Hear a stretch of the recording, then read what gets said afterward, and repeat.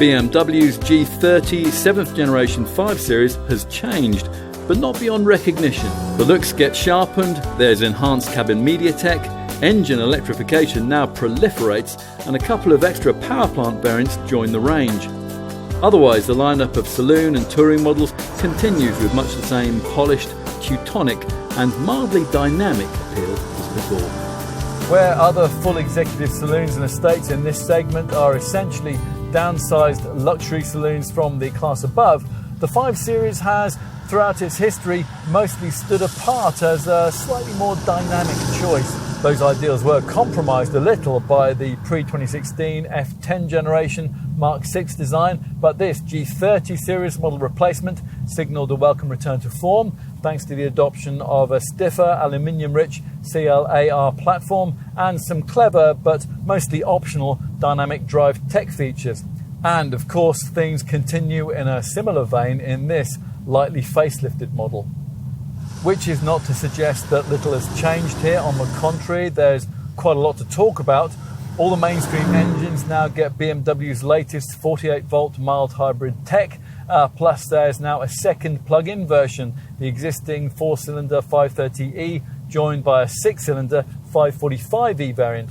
On top of that, the previous rather large gap between the ordinary models and the top flagship M5 Super Saloon has now been bridged by a new for Britain anyway, V8 petrol variant, the M550i xDrive, which is the derivative that we've chosen to test here. As before, across the saloon and estate range, the brand's xDrive 4x4 system is optional to replace a standard rear-wheel drive on the lesser powered models, and it's standard on the faster ones. On the move, this remains the sharpest handling full executive segment model that you could choose. Our only reservation is that ride quality over porous surfaces and speed humps can be a little more fidgety than we'd ideally like. On M Sport trim variants, an expensive optional M Sport Pro pack includes a VDC adaptive damping system which deals with that issue to some extent.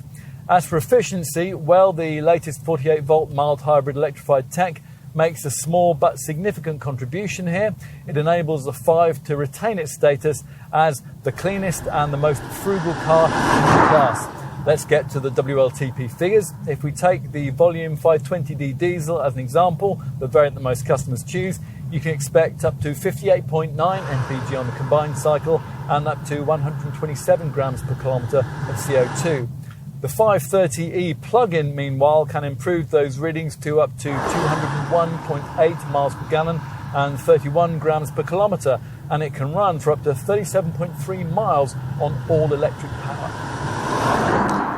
Over nearly half a century of production, there have certainly been moments of note in 5 Series design. The original E12 version of 1972 and the Mark V E60 model of 2003 both come to mind.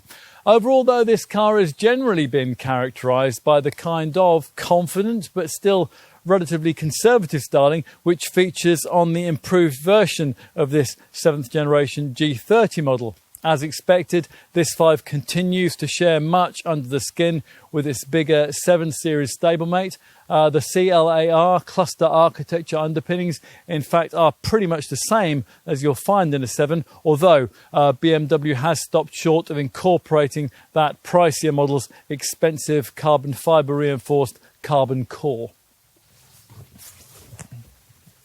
Take a seat inside and you're treated to a much improved operating system 7.0 package of more sophisticated and better incorporated digital screen technology. That's matched with some lovely use of leather and very high quality plastics, plus the application of real metal finishing rather than metal effect plastic. It's not as muted or deliberately understyled as an Audi A6, nor as brash and in your face as the latest generation Mercedes E-Class.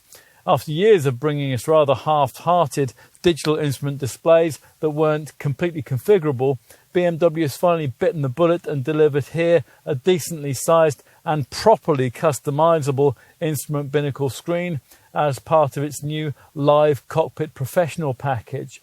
That combines this 12.3-inch digital instrument cluster display with a centre dash infotainment monitor of the same size.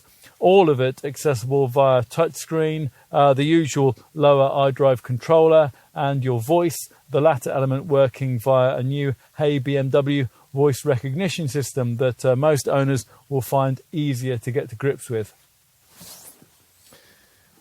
Let's take a seat in the rear. Now this is easy to do because the doors swing open nice and wide, and the generous aperture that you enter through is now tall. And the stats back here bear that out. At the original launch of this G30 generation design back in 2016, we commented favourably on the way that the extra 7mm of wheelbase length delivered by this Mark 7 model's CLAR platform provided improved standards of knee room and leg room, although we did also point out that this BMW remains fractionally behind a rival Mercedes E-Class and Jaguar XF in that respect. That is still, of course, the case.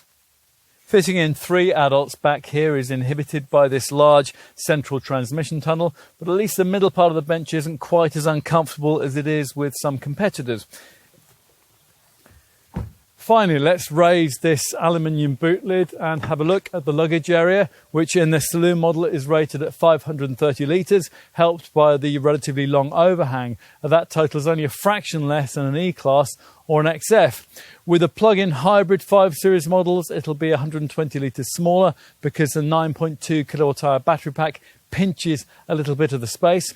Of course, if you're going to be needing that sort of capacity very often, then you'll be better off going for the Touring Estate version of this model, which offers a 570 litre boot in conventional form. That's extendable to 1700 litres if you flatten the rear seat. With the 530e Touring, the respective figures are 430 and 1560 litres. In summary, though much is different here, much is as it always was. Over 5 decades, the question facing customers in the segment for full-sized executive cars has often less been why they should choose a 5, but why they shouldn't, and it still is. By a small but significant margin, this Munich maker still sets the class standard.